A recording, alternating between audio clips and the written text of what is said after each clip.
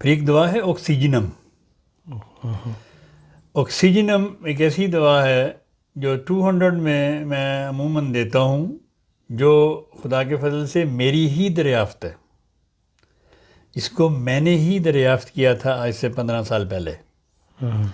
دوائی تو یہ ڈاکٹر سوان نے بنائی تھی 100-125 سال پہلے، لیکن یہ دنیا کو بھول گئی تھی، دنیا اس کو بھول چکی تھی. لیکن مجھے ایک دفعہ اس دوائی کی ضرورت پڑی اور میں نے یہ دوائی استعمال کی، اور اللہ ماشاء اللہ میں آج تک کر رہا ہوں.